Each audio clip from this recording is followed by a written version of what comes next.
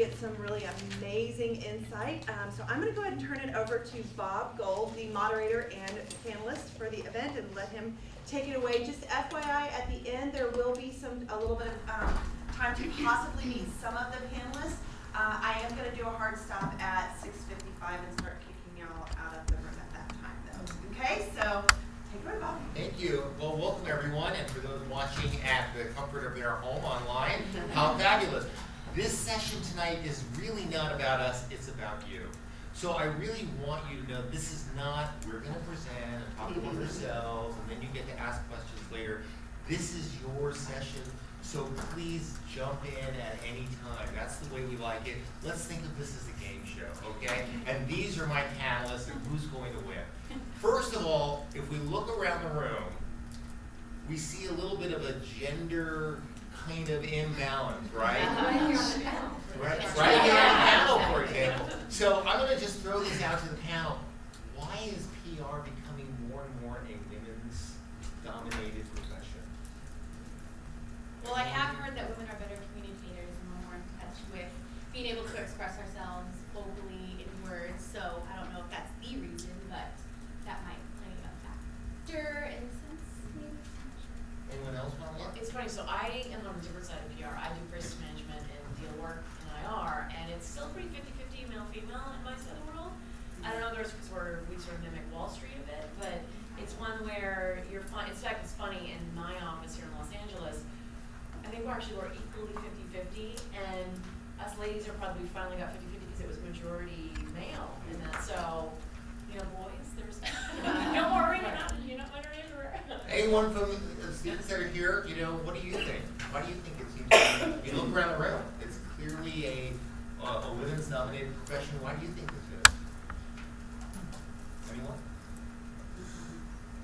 Well, yes, right, okay. Probably because people are seeing the strength in diversity. Yeah, I think diversity is really important. I think that public relations is considered a softer science. Traditionally, women are much better at expressing themselves and their feelings than men are. And so when we talk about communication, women have a leg up on men on being able to communicate. I think I'm successful as the head of my agency because I'm in touch with my feminine side. All right? Well, I do think that, as Heather mentioned, I think depending on what kind of communications you're doing, it mirrors like the balance of gender balance in industry. So if you're in financial, PR, you're doing, PR for deals and you're putting out white papers and you're doing it for banks or whatever. There are a lot of men in those firms.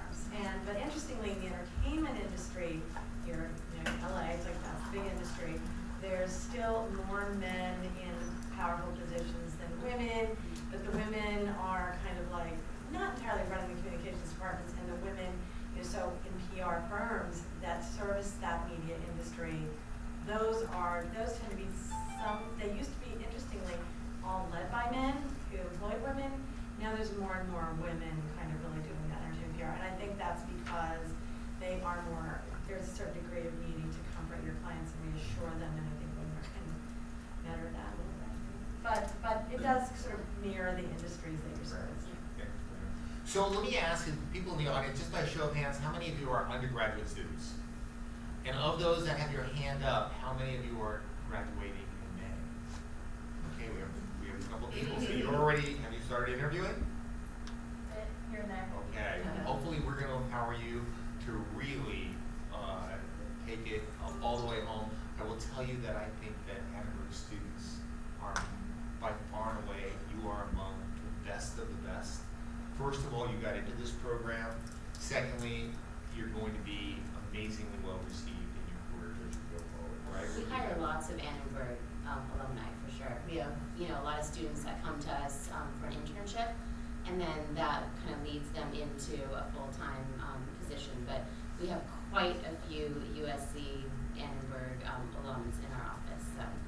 And how many of you are graduate students? All right. And how many of you that raise your hands as graduate students are going to be graduating in May? Okay. So this is very important. Well, let's get to know one another really well. I'm Bob Gold. I've had my own PR agency for 17 years. I'm on the board of the Annenberg Alumni Advisory Council along with Marissa, and I love Annenberg. In fact, some of you may already know me by extension because my oldest son, Alex Cole, who's a graduate student here at Annenberg, will be getting his Master's in Strategic Public Relations in May. How many of you know Alex? All right, we get to compare notes. All right, so I love this place. I think it's incredibly empowering. Who's got the second biggest newsroom in all of Los Angeles? Right here. Okay, game show time. Right? So let's kind of start a little bit, and I'm going to kind of help introduce some of my panelists, but I'd like them to tell you something about themselves that they probably don't share during a normal interview process. So I'm going to start with you, Heather, Okay. because you're about crisis communication. Yes. The Abernathy Group, Abernathy McGregor. Tell us a little bit what the firm is, how large it is, and something about yourself that we never know on the website. Okay, so as I said, obviously I do crisis, IR, deal work, and that's what Abernathy McGregor does. We are bigger than a boutique. We're about just shy of 100 consultants in the United States, and we have affiliates worldwide. All of us just focus on crisis, corporate PR, deal work, M&A, IPO, hostile takeovers, and investor relations. So all of that. So it's very focused. Prior to joining Abernathy, I actually was at Weber Shandwick and ran their crisis practice for a number of years. So I've been at the big global, and so I've experienced both big global and now a very specialized field, which I really love. So a little bit, I think, what differentiates a firm like Abernathy from, say, like a Weber or Edelman or something like that, is Golan. It's one, we're very focused, whereas we don't have a million practices. We don't do branding, we don't do any of that. There's other firms like Golan who do that amazingly well, so we just focus on our piece. And we tend to work more with lawyers, CEOs, the C-suite. That tends to be our clients. We do work with CorpCom people and heads of IR and things like that, but because the work we're doing is, frankly, half the time I can't talk about what I'm doing, it tends to be done with CEOs, general counsels, outside law firms, things like that. And something about you that's not on your bio or on the website. Sure. When I was 12 years old, I wrote and produced a play. So I originally thought I was going to go be a Hollywood, yeah, and then I ended up majoring in political science in college and went totally in there. Right. Yeah. So tonight, the person who flew the furthest in order to participate on our panel is Karina Sales, who is the co-founder of Sales & Wignoff, a wonderful entertainment and corporate PR agency in New York. And Karina is just fantastic, and she hails from Princeton. We're not going to hold that against her. I did not go to school over there. But if I'd seen the campus and felt the Right, I yeah. would have thought that. Yeah. So I wanted to go to school in California. Well, I did want to go to school in California. I had to go to Princeton, which was fine. But you can't major in communications there. So in fact, they don't even tell you, and they still don't, because I've checked. So I've gone in and I said, I think your career services needs some work. They don't even tell people about careers. I didn't even know what religions was. So I was a comparative literature major there, just to backtrack. Writing things in different languages, but it was good. And actually, I have listen. If I had the chance to hire an Annenberg student, yeah, totally. Mm-hmm. But I would say typically, if I get applicants who say they majored in PR in college, I'm like, no, because I think it's important to learn how to be a critical thinker, to really get a really good solid liberal arts education, and know how to think and know how to speak and know about history, have references, have things you can refer to, and how can you be creative for a client if you don't have any framework to do that in. So when I get kids who do not go to someplace like this, is a complete exception. So I have a huge amount of respect for this school. But say you're at the University of Pittsburgh and you're majoring in PR, I think you'd be maybe better off majoring in, as an undergrad anyway, in history or English or something like that, or sociology. So that's my thing. But our firm, we are a boutique firm. We do have affiliates in LA and London, but we were established in 2003, and we like to say that we're boutique by design, obsessive by nature, and creative by instinct. We are mostly in the media space. My partner and I both started out working in Los Angeles. He's from Los Angeles, I was from New York. We sort of swapped codes for a while because we met many years ago. And then created the firm because we had both worked with agencies and at studios. I worked at Disney, Paramount, and CBS Network for years. He worked at MSNBC and at Sony and all kinds of other different really interesting places. And so we are mostly in the media space, but we are also, we take on all kinds of other clients, but we don't sort of do, we do things that are about content. And so we're content driven, and we like our clients to be content driven. So we don't, there's things we don't do like fashion or beauty, although, and those firms do tend to be very focused on those spaces. For a boutique firm, I would say we have a broad and interesting array of clients, which I like because it's fun, we don't get bored, we have to switch gears a lot. And tell us something that we don't know about you. That The bio's not out there, but we can look it up on the website. That you don't know yet, and I should have known you were going to ask that. Well, I'll tell you all something that is not on the website is both Alan, Karina's partner, and she actually worked for one another as one was a client, one was the agency, and they switched, and one became the agency and the other became the client, and they had both roles, and as well as being at the same company, and today they're partners. We figured if we could do that, we could survive it. And I would say, I think communications is a very exciting field to be in. I think there's a lot of interest in it. I had no clue that I would end up in this. I wanted to be in Booker magazine publishing, and then I found out that it paid like $4 an hour, and my father was like, "That's cap. It's not going to work out." So, I ended up in PR because there was something about getting your first job.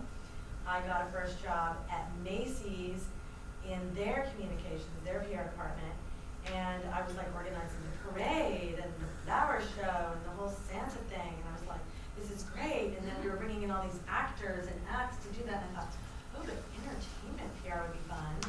And later, The Board of Advisors for the Alumni Association for the school, and you're at Dolan, and tell us a little bit about what you're doing at Dolan and something we don't know about you, because your bio is handed out. Okay, so I am a manager in the Catalyst community at Golan. For those that don't know, Golan is structured in 4 communities. So in the Catalyst community, I focus more on the client management, client relationship, and keeping the train running and make sure all of the pieces work and are good to go for the client. What are the Four communities are Catalyst community, Connector community. Connectors are more media experts. We have our explorers, kind of research, analytics, insights, and then we have our creators. Creators are our design folks, so interactive design, associate creative directors. We kind of rebranded ourselves to kind of be able to be a shop of specialty to better deliver ideas And I can just jump in. This is a brand new idea the CEO had some nightmare epiphany about, and said if you don't fit into one of these 4 buckets, you're out, no matter how good you are. And so some good people were let go from the agency. They hired some other people in, and just to demonstrate that he was all in, the CEO had tattooed the emblem of these 4 symbols on his arm. It's not that big, but hey, it's his first tattoo. Yes, very exciting time for the agency and within the industry itself. So very happy to represent Golan here with Jessica as well. So as a manager in the Catalyst community, I'm in the consumer marketing group in the downtown LA office. We have about 50 offices global, and about 80 or so in our LA office. About 15 or so which are alums from Annenberg, I would say. So very USC Trojan proud in our Golan LA office, and I work 100% on the Toyota account. So Golan is the agency of record for Toyota Motor Sales. Currently, they are based in Torrance, so they are the folks who are in the process of moving to Plano. That doesn't mean I'm moving to Plano, but but it's a very, it's a transition time, but we're still servicing them just as we would whether they're down the freeway or a couple of states away. So we're very excited for Toyota. More specifically, I work on different product campaigns. So right now, I am working on the Scion brand and also the Toyota Tacoma truck. So I'm wearing an off-road hat for this year, which is pretty exciting. And what car do you drive? I I drive a 2001 Toyota Echo with 240,000 miles very proudly, so I can definitely attest to the quality, durability, and reliability of the Toyota product. and I had that car ever since high school, so definitely before my goal in time. Every time you went down. Oh, Right. and something unique about, so I've been with the agency for 5 years. I started out as an intern in the corporate practice during my last semester of graduate school, because I was here for 2 years only as a student in the strategic PR graduate program. So my last semester I was able to get an internship, and that internship led to a full-time position, and I've been there ever since. So about 5 years. And something that you don't know about me is that on the side, I am an MC for wedding receptions. I can see that. So I'm very enthusiastic, and I feel like I would be great on the mic. So if anybody's getting married or knows someone's getting married, What is an MC for So- a wedding? so Wait, does anyone here know? Tell people to go eat and sit down. Time to eat. Yes, exactly. So this is a great way for me to work on my communication skills and people skills. So pretty much as soon as they say, you may now kiss your bride, I get on the mic and say, thank you everybody for joining so-and-so for their lovely wedding. At this time, please enjoy the hosted bar and the hors d'oeuvres. And so I basically help keep the reception going until the last song. So that's something that people don't know about me, but I think that's a unique aspect. You should have shared that you're also a competitive dodgeball player. And I play dodgeball, yeah. just a little. So part of, kind of finding a great work-life balance is finding great things to do. And luckily I've been able to still live in LA. And so one of those things is to take advantage of the awesome recreational activities as an adult, because I still think as a working professional we can have fun. So I like to play dodgeball. So just a little fact, 2 facts. Thank you. Nadia, Yes. tell us a little bit about yourself and Wagstaff. And is this from what? I'm not familiar with Wagstaff, so. So, curious to learn more. I'm a managing partner at Wagstaff Worldwide. We've been in business for about 16 years now. I've been there for about 13. Basically, practically right after college. So I was able to kind of find my dream career pretty quickly. So I'm very, very lucky for that. We represent clients in the hospitality industry. So we do marketing for tourism destinations, international destinations, hotels, big international hotel brands, boutique hotels, restaurants, chefs, food, wine, spirits, food and wine festivals. So our company is really based on and built on this passion for hospitality. So when we look to hire new employees, we're actually looking more for that passion and that interest in that category, because that's really what allows us to connect with our clients. It allows us to have more fun in the office and with the work that we're doing. So it's very much about passion for hotels, travel, food, and wine. And we offer a variety of marketing services, and that has not always been the case.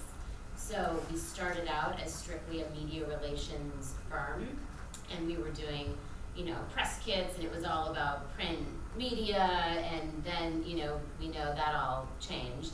And we started delving into social media, and now we offer a full suite of marketing services, including PR, of course, still being a big piece of that, but, and part of PR is also the promotions, strategic partnerships, community outreach, etc.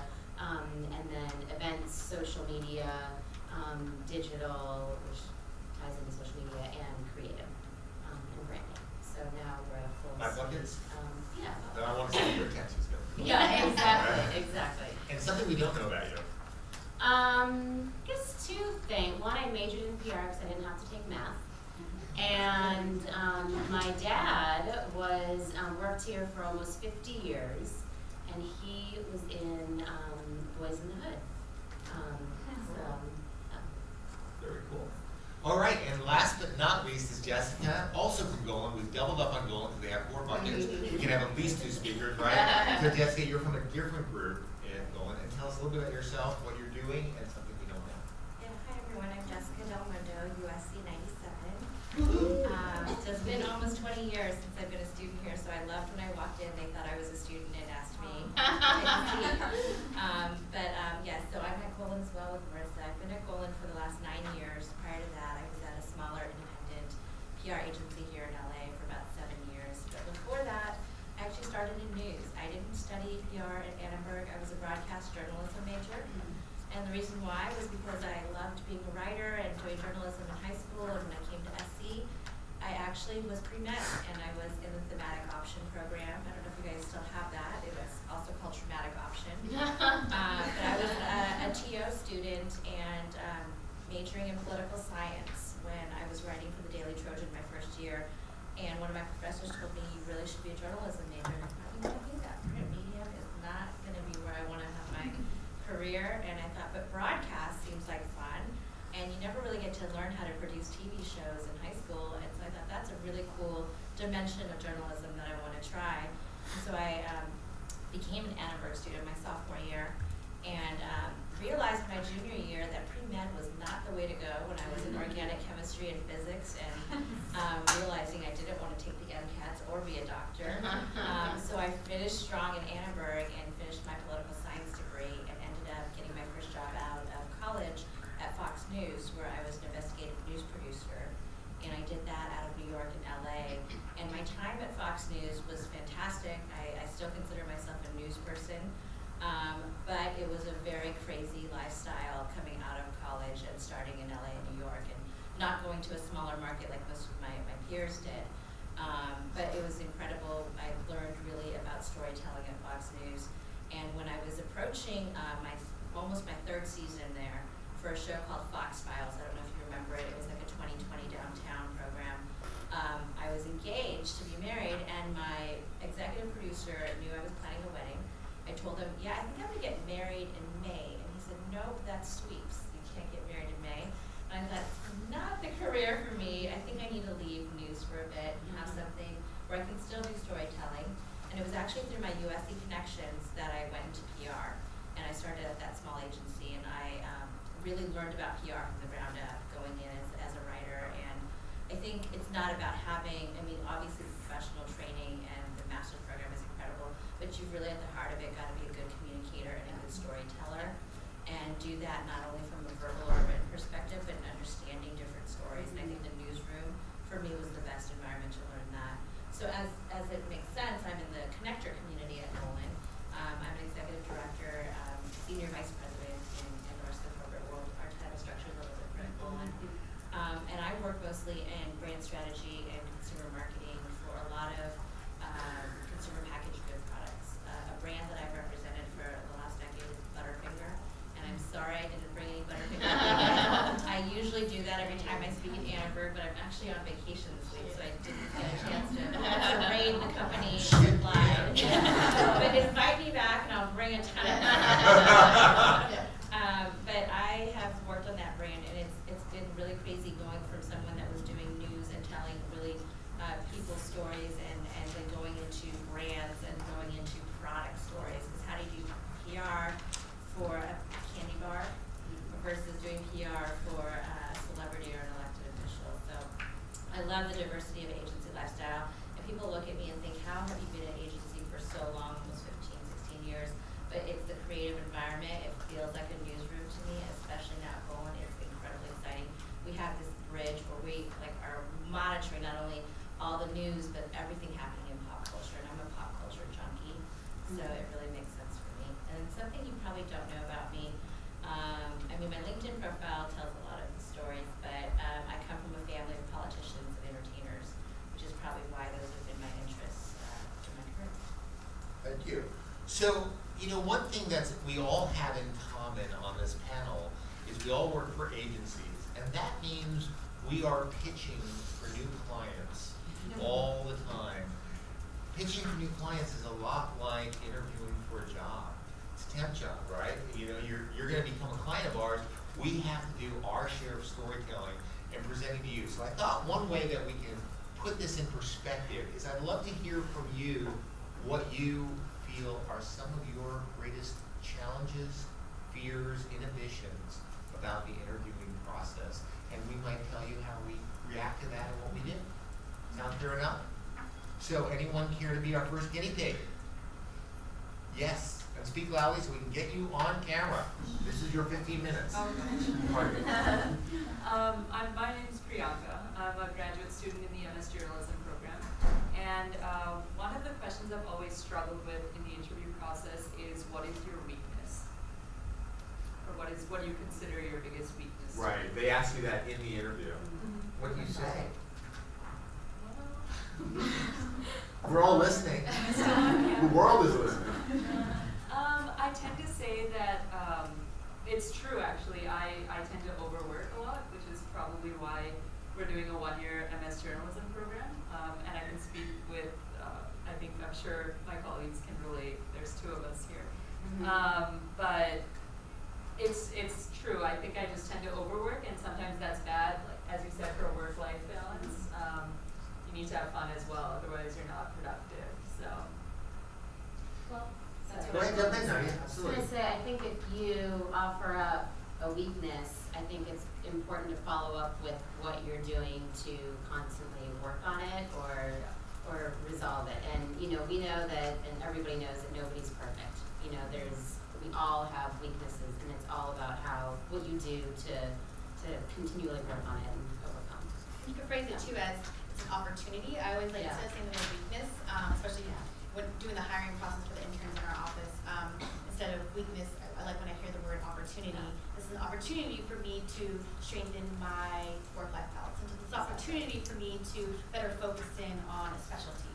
Yeah, in fact, Marissa raises a great point. So one of my many roles is I media train people. So I actually, when I was here, I have a master's in journalism. I was not a PR person either. Like the other panelists, my undergrad was in political science, and I moved to the dark side as my former reporters friends would say. But in media training, we tell people, like, don't use the negative word of the question. So if you're told what's your weakness, don't repeat back my weakness is, sort of, you don't want to have that thought in the person's head. It's like, actually, I've used this opportunity to do this. So think of it the same way, because media interviews are very similar to job interviews. And I was just media training CEO last week, and she's terrified of the media, and we had to get her comfortable to go on TV. And I kept saying to her, I'm like, you've done a million job interviews in your life. You had to go in front of the board of directors. I'm like, think of it that way, and but don't repeat the negative is the most important thing. That, and if you're ever on camera and someone's saying, are you a criminal? Don't do this. Like, even if you just mean, I hear your question. That's my media training term. And actually what Heather just was talking about is one of the most important communication skills that hopefully everybody in this room has spent a little time on, bridging to your objectives. It's not about what the question is that's coming, it's about what you want to communicate, right? So a jumping off point would be, well, that's an interesting question about weakness. I'd like to think I have loads of opportunities for growth, right, to Marissa's point. And then you might want to talk about something you're excited and working about. And it suddenly shifts the entire balance into a positive spin. Everyone in this room, we are spin meisters, right? We are concerned about not just what we say, but how we say it. And where's the energy? Where's the one word you've heard a lot of already is passion about that. And we also need to remember that we have to be passionate about ourselves. How many of you here think you are ready and talented enough and able enough to take on a job tomorrow? Why isn't everyone's hand up? All of you are here. You're Adambergers. You're type A personalities. Come on. You are ready. You are talented. And yes, you don't know anything. Everything. But neither do we. We're constantly learning. And in PR, what's really exciting is we're constantly finding endless curiosity about everyone and everything we work with. That's why we're doing this. Well, what I'd like to say is, as far as we just saying, is something that's been a theme with what everybody's talked about, and I sort of said that in how we like to think of ourselves. I think probably, maybe not so much your agency, but I think all our other agencies would say, we've had to rebrand in the past several years, right? And every single agency's had to do that. And how do you think that feels? And I think, a little, maybe graduated a little sooner than you guys did, so I was doing the traditional PR thing for a little bit longer. And I came into it because, again, I was a writer and an editor, and so those skills. And I worked in news for a while as well, and hated the craziness. By the way, you can go into PR for news, which is what I did, and it was equally horrible. Getting called to come in at 3 o'clock in the morning to handle a crisis at CBS News. But basically, we've all had to do that. So, weakness is like, okay, knowing that, like, now, the thing that you've studied or, like, trained to do and have been doing really well, have down cold, much more so than any other industry, has been completely turned on its head. and you have to learn a whole new set of skills, some of which you may not really even like. I mean, you guys may love social media. I have had to make myself. I admit it, I love it. I didn't. And now I do. Love it I'm now. like, it's fun. What's your favorite platform? I do love it now. Well, I am loving Instagram right now because Facebook, Facebook is great and everything. I think a lot of people come off Facebook because something about it really annoys them. And I think there's so many ways, even for clients, it's like, well, the only way you can really do talking to a client though is on Facebook. There's some weirdly, I have to say, there are some creative things you can do on LinkedIn, and that's good for corporate clients and just super important for corporate clients. But on Instagram and Tumblr, obviously Twitter. Well, let's keep it about job and prepping for social. But I don't think people think of, obviously think of Facebook for companies, and you think of Twitter as well. But Instagram, I'm sure at Wagstaff is super useful, but we're now finding it super useful for other kinds of more corporate clients that you wouldn't think it would be. So Let me interrupt. How many people here have a LinkedIn profile? that's good. Yeah, that's really Right. good. Yeah. Who in this room does not have a LinkedIn profile and why? Oh, but she's gonna have one right after this panel. So why don't you have a LinkedIn profile yet? Because I've been procrastinating. Aha. Since I was a freshman. It's not like a moral It's a disease. That's a disease. I am now telling high schoolers that they should have a LinkedIn profile, and they should, because, they need one. So you all should have one. You should go get one after you leave. Just set it up, it takes a minute. By the way, just as an incentive for, what do you think is the #1 fastest growing dating platform on the web today? You're up. They don't need to worry. Well, I think a lot of people are single here. What's the #1 dating website? What? Tinder? No. Fastest growing platform today is LinkedIn.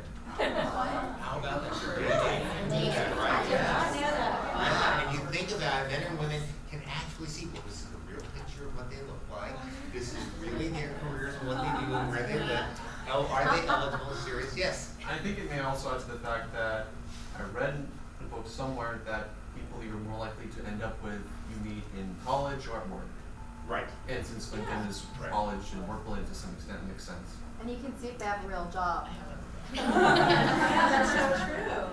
Although, do not do what someone did to me and blind email me through LinkedIn asking me out without, I don't know who this person is, it went out of the country. So that's creepy and gross, don't do that. Like, it should actually be somebody maybe within your university or something. Just a tidbit on the LinkedIn reaching out. Yeah, that's right. Okay, so let's talk about some other issues that you're facing as an inhibitor to your interviewing process. What's holding you back? What do you think you need to be better at or challenged by in interviewing? Anyone? Yes. I feel like sometimes I start answering a question and I answer it and then I keep on talking and say something that kind of hurts my ability to hire. There's a weakness. I have that too, just going on too long. I go on and I had no need to. And you're a communicator, so you tend to do that. Yes, yeah. And then you're like, Yeah. Right. Okay, so anyone in the room or anyone on the panel, what would be advice for this guy in terms of if you think you hear yourself talking too long and you want to stop and you can't? What do you do? Stop talking.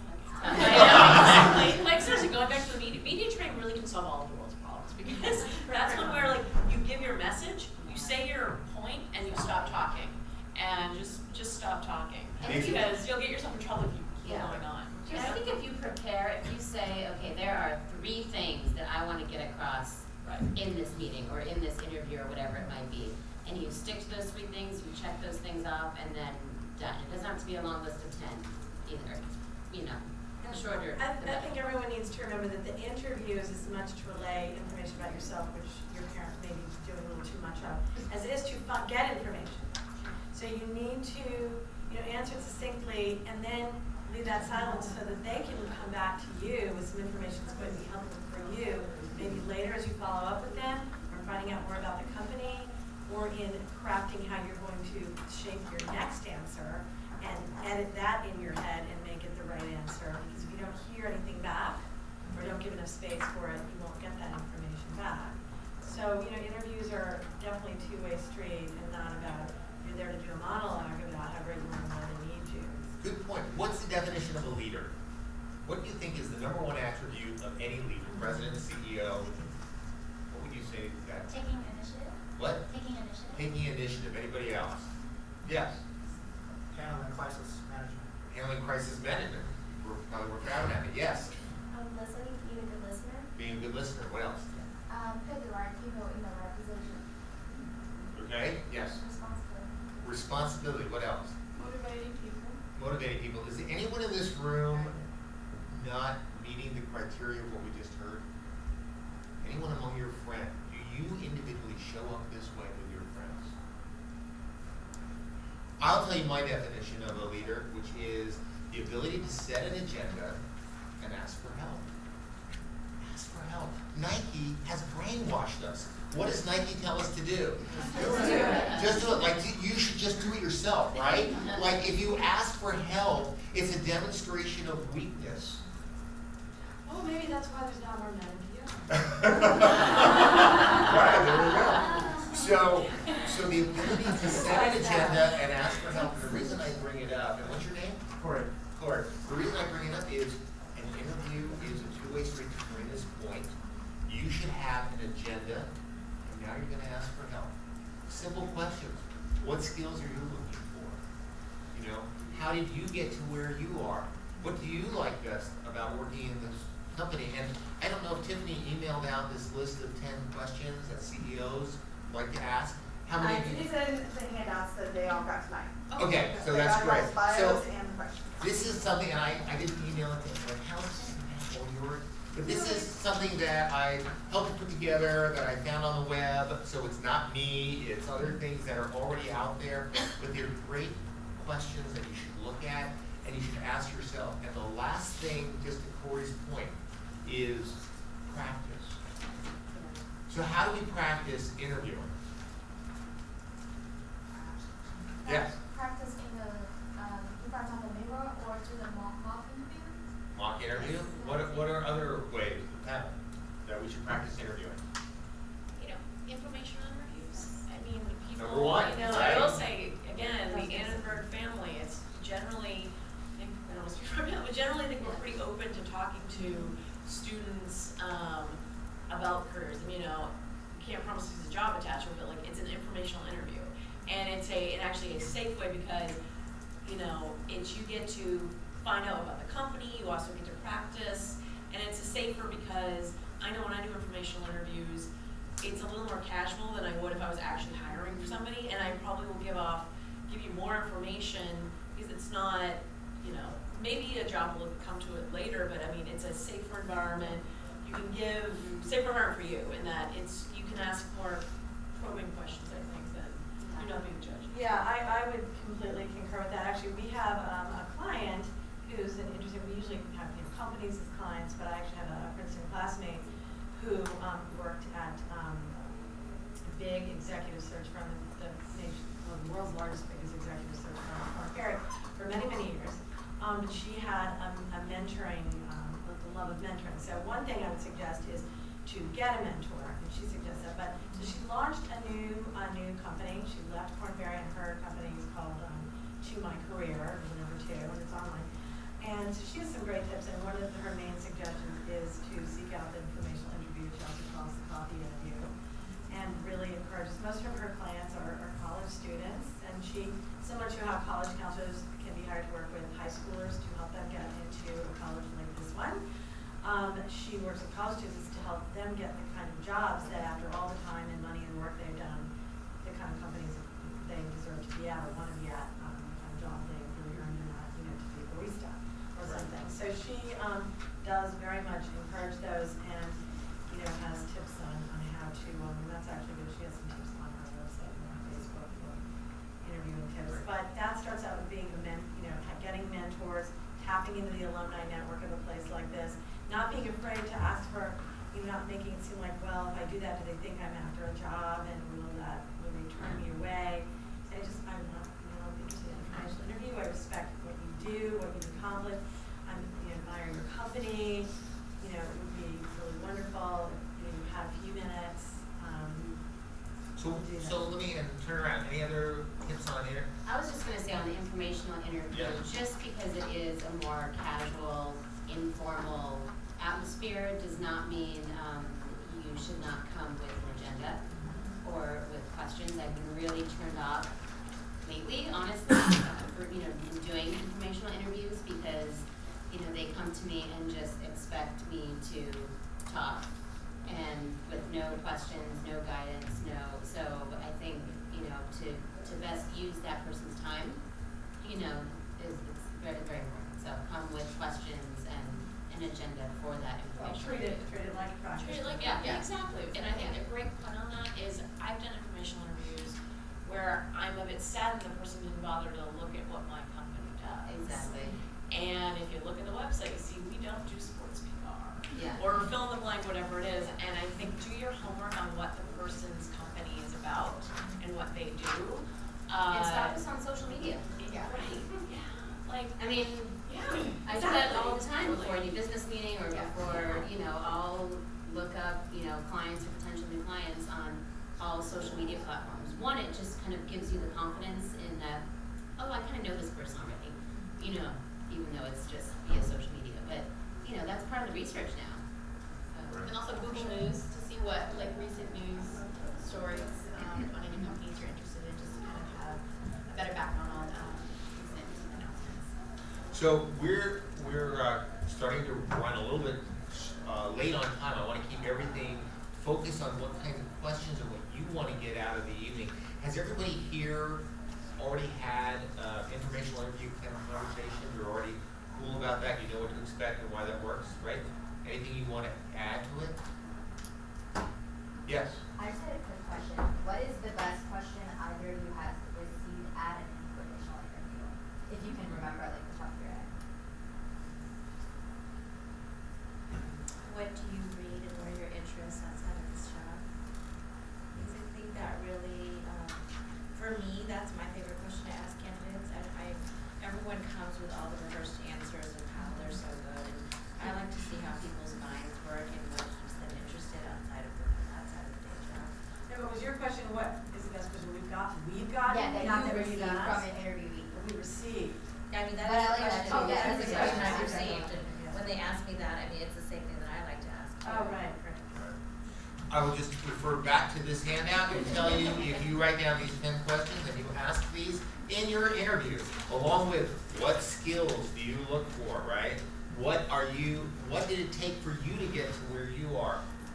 That's very important. Now let me just talk about money for just a second, because your parents have spent anywhere from $150,000 to $250,000 or more on your education to date if you are graduating this year, and more if you're graduating beyond this year, okay? That's a lot of money, $250,000. How much do you think you should earn as a starting salary? What should you be looking at? Anybody? What do you think is a fair starting salary for that kind of investment? Silence. My first job, after I got my master's here in Annenberg in this building, I was one of the first graduating classes out of this building, not that building. This is down to Yeah, this is down the old building, I'm very old, right? And so my first job, I was able to get $16,000 a year. That was 1980, which if we say 30 years is worth 3 times that, it's like, what is that? 42,000, 45,000? Guess what most Annenberg students today make at starting salaries? About $40,000 to $50,000. That is kind of the market, or is that about right? That's a little high for us, I think, for an entry level, for a student coming straight out of college, undergrad level, exactly. In New York. Yeah, exactly. Masters. Exactly. It depends on the market too. It's true. Yeah. Yeah, I think I would say somewhere in the 30s. Exactly. More like Yeah. BA degree, regardless of what your major was. Yeah. BA, just intern, it's more in the 30s. Yeah. Right. How does that feel? 30,000? I have a master's and I'm going to start at 30,000. If I was a waiter, at Dupar's, I could make more. How do you feel about that? Anybody? Yeah. Hi, how are you? I'm actually an alumni, and I actually had a job interview today. And she asked me how much I wanted, and I definitely went up a lot higher I thought she would agree to. But based on my experience and where I've worked, I also live in New York, so I have experience working in New York.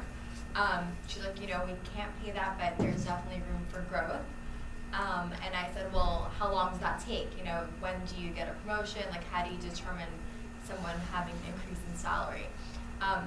So I don't know if I kind of answered your question, but not really. So a lot of times they ask you over the phone how much you want, and I don't know if I feel comfortable saying it because it might sway them from even going to continue on to the hiring process. So is there an answer to, I think it's perfectly fair to ask what's the range for that position and try to understand, what they give entry level for that position and what they give somebody who's maybe more seasoned or has several internships under their belt or has a master's degree. I mean, I do think we look at candidates a little differently with master's degrees versus an undergrad. But if you're an undergrad with incredible experience, that's just the same thing.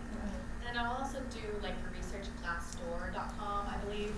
I definitely used that when I was doing kind of just having the research and having the background to see different companies, different agencies, different tools and resources to see kind of salary ranges, and then also too just prep questions as far as like feeling confident. And you want that to come over, whether it's in person or over the phone too. And like, well, what's your range? You don't want to like, like 4. They can sense your doubts. I think that also you have to really focus on, how does it make you feel? Well, how's the job going to make you feel?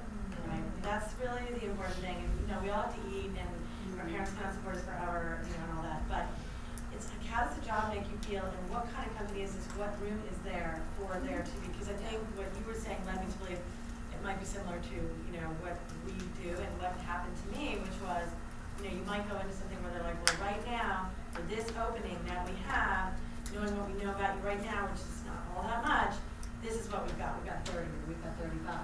But you could, if you go in there and you rock it, if it's a boutique PR firm and you're helping them grow their business, your salary could like almost double in 6 months. I mean, it could, or a year.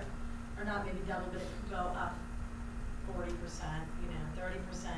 So, and then some companies that are very large and corporate, that's not going to happen. There's a thing where it's like it goes up, CVS goes up 5% a year, and that's what it is. And so you need to find that out, right? You need to know what kind of structure is there for that? How does that work? Yeah. Because it can wildly differ, and you can lock yourself into salary which is not livable for you, or you can just like say, look, I want to get in the door in this place. I like these people. I know we have chemistry. I know we connect, and I know I can make a difference in this company, and they're going to appreciate me, and I'm going to make them appreciate me and make them pay me what I'm worth and what I need to get by. Or you could, if you need to find out if it's a company where that just isn't possible, and then it's a matter of what is the structure for moving up, and what is the salary, structure, what is the process, and what is the typical timeline. And those are perfectly okay questions to ask. I mean, if people don't like to talk about money, and they don't want to think, oh, if I ask them, they're just going to hire the other person who isn't as pushy about this. But you're worth something. You need to make that clear, and you need to get that information because it can. How many of you have parents that are pushing you already about your job and how much you're going to earn? Right. So you might want to think about, in terms of the informational interview, a great question to ask your dad and your mom is how much in today's dollars for their first job? How much do they earn in their first job in today's dollars? Because we need to set a bar over our lifetime, over our working careers. Your starting salary doesn't mean anything. Doesn't mean anything more than the entrance to a park. You are all high growth, high achievers. That's why you're at Annenberg. Over your career, what's important is the quality of people you're going to work with, right? I mean, you get into that place no matter what it is, and then you try to grow the salary. Right? Yeah. Other people for that? I was going to say exactly that. It's and it kind of depends on what your level of experience is going into the job. The more you have, the more leverage you have on those kind of things. I mean, frankly, if you are coming straight out of college and you don't have a lot of experience, your leverage is not as good. But someone like you who's had experience, you have better leverage because you're like, hey, I have a proven body of work. But you can certainly go in and say, can I have like 6 months to prove myself, and we can re-review my salary then. And so you could try, I think, and you raised some great points. That's something to consider as well. But again, remember, you got to have a little leverage to do that too.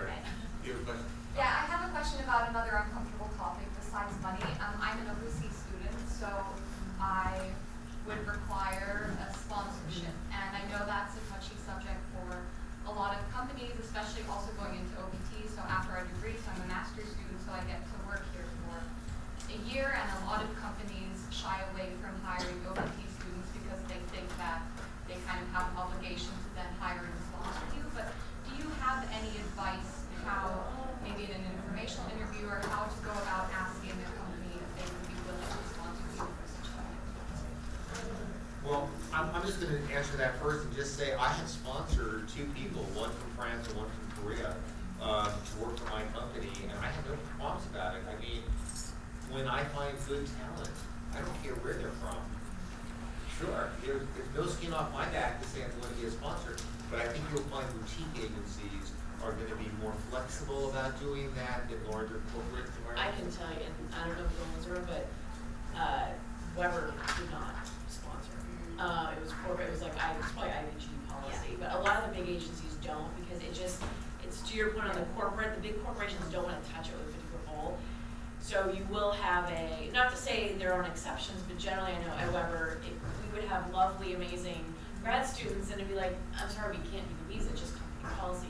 Boutiques do have way more flexibility. And smaller, yeah, I mean, they're like art galleries, and they'll bring in the person not to, because they're galleries, but because they need somebody in the art gallery to market and communicate and do the social media and do all that stuff, and they're, small operations. They're New York art galleries, so they have some money.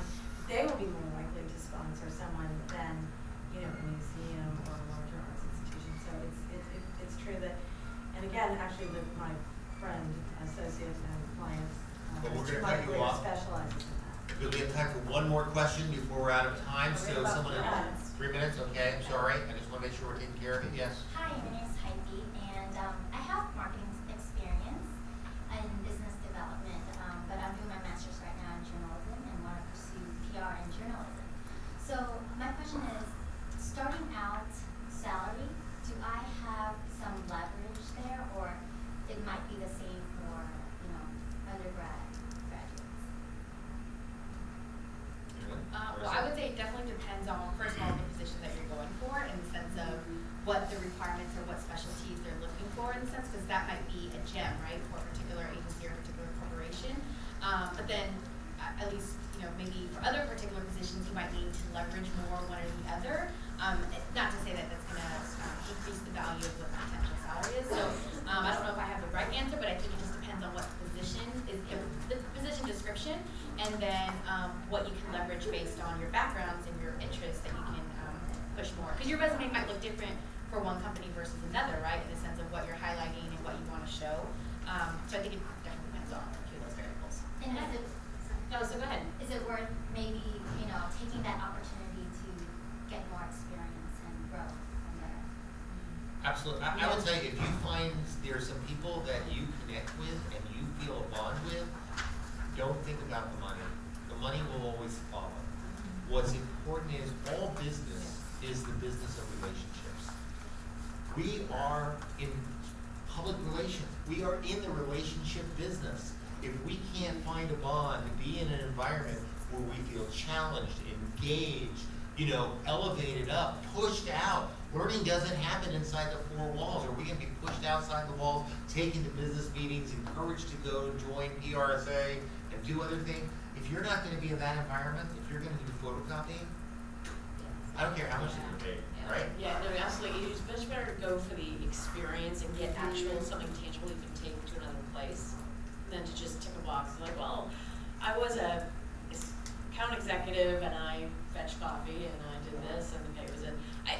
One thing I want to add to that is like every job and every candidate is very individual. So it's not like there's a one size fits all for everything. There's not one way. I mean, we've certainly had things where both with Abernathy and when I was at Shanwick where there are exceptions that can be made. If the company really likes the candidate and you just are going to be the perfect fit, like there's always wiggle room on things. There's going to be certain things that are non-negotiable because companies are still companies, but keep in mind like there's wiggle room and it's very individual. So if your best friend is having one experience, like that doesn't mean it's going to be the same for you.